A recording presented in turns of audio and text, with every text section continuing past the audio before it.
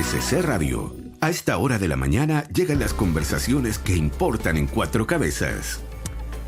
Leo el New York Times, está actualizada la portada hace 19 minutos. Dice, líderes mundiales instan a la moderación mientras Israel evalúa tomar represalias contra Irán.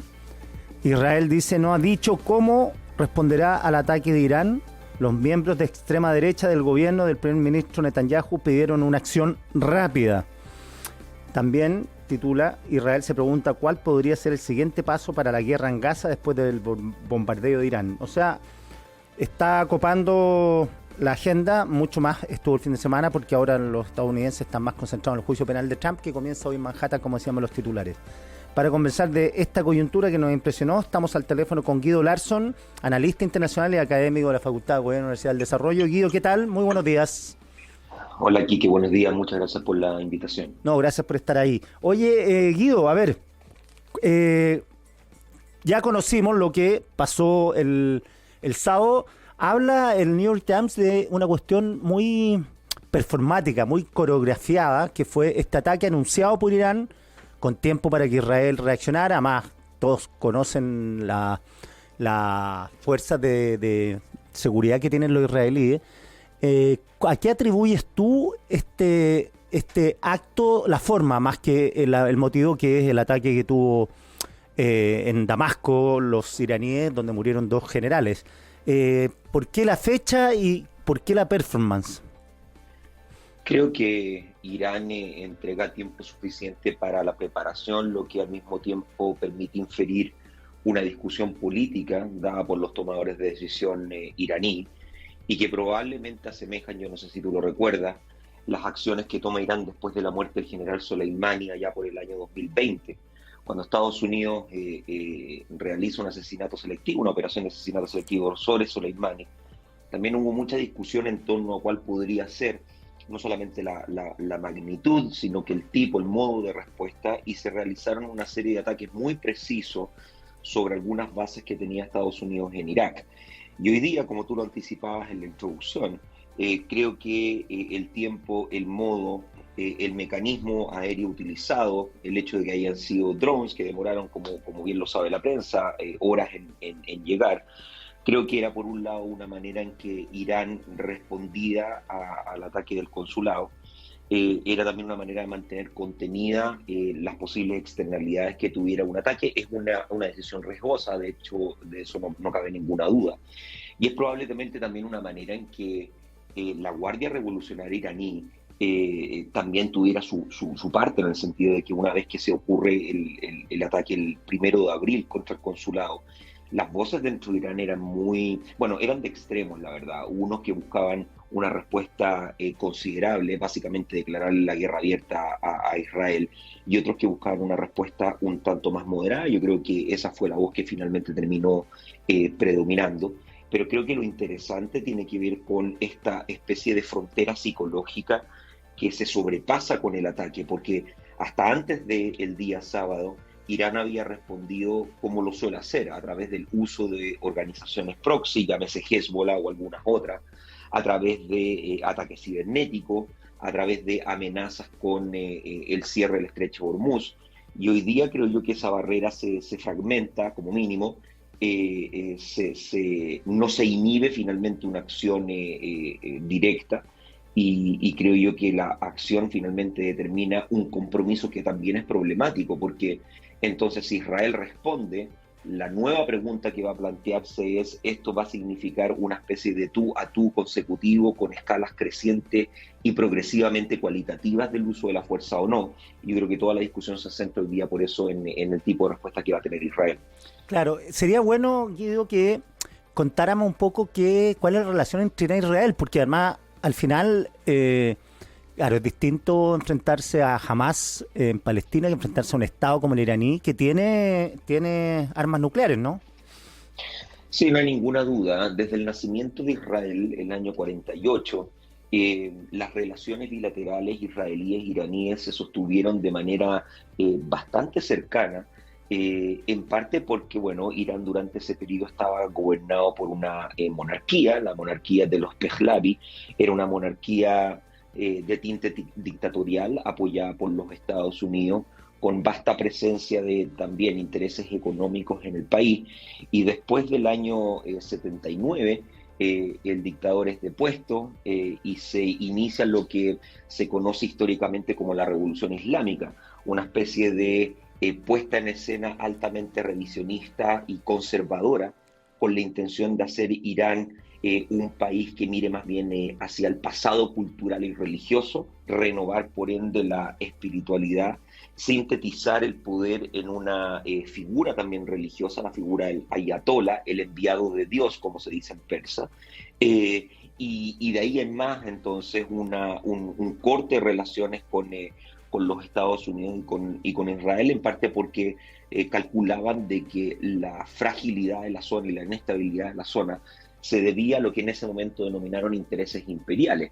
Probablemente el caso más conocido de tensión es la toma de rehenes en la embajada de Teherán, toma de rehenes norteamericanos por parte de iraníes en la embajada norteamericana de Teherán por 444 días, una situación que finalmente termina solventando primero el presidente Carter y después el presidente Reagan, pero a partir de ahí las relaciones con los Estados Unidos son relaciones de enemistad, uno podría decir. Estados Unidos también, creo que esto está comprobado por la historia, financia a Irak, el adversario iraní, durante la guerra irano-iraquí entre 1980 y 1988, e Israel se entiende, al menos por algunos actores de la zona, como una especie de apéndice de los Estados Unidos. A veces se interpreta eso de manera viceversa, ¿no es cierto?, como Estados Unidos un apéndice de Israel, etc. Y creo que eso lleva finalmente a veces se le llama una especie de guerra fría entre Irán e Israel, pero que opera en una matriz más compleja, porque no es solamente la relación bilateral la que está deteriorada, sino también la situación regional, donde Irán no es un actor que sea bien recibido por países árabes, particularmente Arabia Saudita y Jordania, lo que a su vez entonces explica la pasividad del segundo y la acción bastante directa del primero en contribuir a Israel finalmente a interceptar estos drones y estos misiles cruceros. Claro, estaba leyendo ahora a Thomas Friedman, que es columnista del New York Times, estaba leyendo en la mañana, donde él dice que no hay que trivializar este ataque porque fue repelido, y muy bien repelido, pero dice que esto es muy grave y que amerita una reacción del mundo completo contra Irán para aislarlo. Además que cuenta ahí que el ataque fue muy... Bueno, dice que los servicios de seguridad occidentales funcionaron porque Biden sabía un día antes prácticamente que iba a hacer el ataque y lo pudo predecir, dice, casi con la hora exacta, con un día de antelación. De hecho, ahí se explica lo que habló. Pero digo, claro, el ataque fue repelido, pero es gravísimo porque nunca Israel ha atacado directamente a Irán y tampoco Irán directamente a Israel. De hecho, el único país que ha atacado a Israel directamente entiendo que fue Irak con Saddam Hussein, ¿no?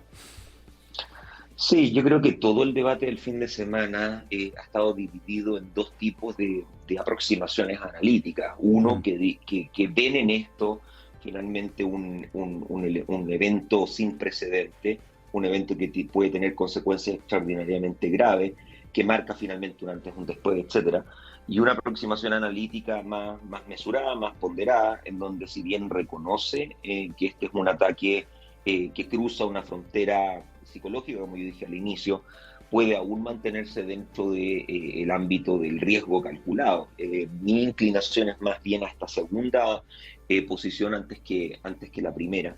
Y es cierto, digamos, probablemente Irán, y por eso era riesgoso, calculaba y contaba con el hecho de que este tipo de ataque iba a ser interceptado. La única excepción en este panorama más bien regional, es cierto, Saddam Hussein amenazó con bombardear Israel con misiles Scud durante la guerra del Golfo, pero Israel también atacó Irak en su momento, el año 81, 82, la memoria me falla, a la planta nuclear de Osirak, en lo que fue también un ataque fuera de sus propias fronteras.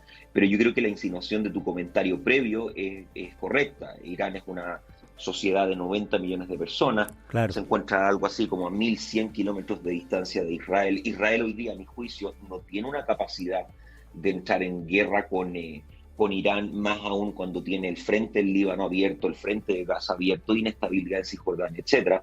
Por eso también habían estas voces de que tratan de alentar una colaboración o una coordinación o incluso una participación de los Estados Unidos, a lo que Biden aparentemente se ha cerrado. Por ende, mi inclinación, mi idea es que esto va a resolverse diplomáticamente, pero muy posiblemente va a contar con un tipo de respuesta israelí, a pesar de que no sabemos exactamente el modo y el tipo. Y es muy importante decir de que el modo y el tipo de la respuesta israelí efectivamente pueden cambiar el escenario. Si es de extremada magnitud, eso puede entonces alimentar también la idea de una contrarrespuesta iraní y ahí entonces caer en esta espiral que yo comentaba al inicio. Claro, es súper importante lo que mencionas tú, Guido, porque eso es lo que se está discutiendo ahora. ¿Cómo va a reaccionar Israel? Además, con llamados, me imagino, de Biden en privado y en público a morigerar la reacción y dejar esto hasta acá. Ahora es difícil para los israelíes también dejarlo hasta acá cuando fue un ataque masivo, inédito, y además que habla muy bien de la seguridad israelí. Sí, yo creo que el contorno político de lo que ocurrió el sábado es muy importante, porque por un lado Israel, para muchos, se encuentra hoy día en una situación crítica en Gaza. La guerra no parece estar siendo resuelta favorablemente para Israel porque no hay realmente una estrategia de salida. Al mismo tiempo, Netanyahu está literalmente luchando por su supervivencia. Han habido manifestaciones masivas dentro de Israel en su contra. Y yo creo que sería un pecado de ingenuidad suponer de que detrás de la decisión de responder a Irán no haya también un cálculo de orden doméstico, vale decir, cómo una respuesta parece ser necesaria para aplacar las voces más extremas dentro del Likud o dentro de partidos de extrema derecha dentro de Israel, también aplacar a una opinión pública que observa o se observa a sí misma como vulnerable. Hay mucha información de que la situación del sábado fue bien preocupante para la ciudadanía israelí. Y por otro lado, una cuestión que tiene que ver con los balances de poder de manera un poco más general. Es decir, acá Irán también está demostrando de que si tuviese la intención, podría eventualmente realizar un ataque a Israel y causarle daño, porque este fue un ataque anticipado, lento, con la suposición de que iban a ser interceptados, no participaron activos humanos, etcétera. Entonces acá también creo yo que hay una señal que también puede tomarse de otra manera, pero eso lo podemos discutir tal vez en algunos minutos. Pero acá también hay una señal de una intención iraní de responder de esta frontera que se ha cruzado y de un ataque limitado, que el mismo Irán de hecho declara que la crisis la entiende como terminada, pero que ahora donde la decisión se encuentra en Israel y dependiendo de cómo responda, podemos el día de mañana conversar respecto de cómo la crisis finalmente se resolvió de manera diplomática o cómo estamos entrando en una avenida muy compleja para la estabilidad de la región. Claro, ¿y tú crees que esa reacción israelí va a ser a corto plazo o más bien va a ser la venganza en un plato que se come frío?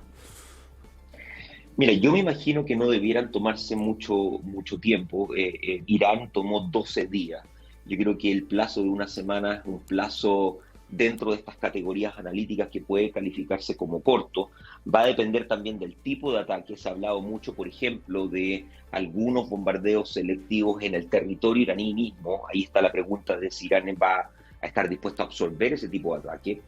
Creo que otros escenarios pueden ser de los asesinatos selectivos, que es un modus operandi que Israel maneja a la perfección, en parte porque, bueno, tiene experiencia con ello, con líderes de Hamas o líderes de Hezbollah, e incluso cosas como ataques cibernéticos. Yo creo que nada está descartado, pero es muy importante prestar atención al modo, ¿no? Al modo de ataque, porque al final los ataques también son comunicación política en tiempo real, y eso quiere decir de que Israel va a tratar de comunicar algo políticamente y va a escoger una herramienta militar para hacerlo, y va a haber que prestar atención de cuál es la interpretación que la contraparte pueda tener. Perfecto, Guido. Oye, muy interesante la conversación. Muchas gracias por este llamado. No, gracias a ustedes, que tengan buena jornada. Chao, que estén muy bien. Chao. Información con perspectiva, para una mirada más objetiva. Esto es Cuatro Cabezas, de 13C Radio, con Quique Mujica.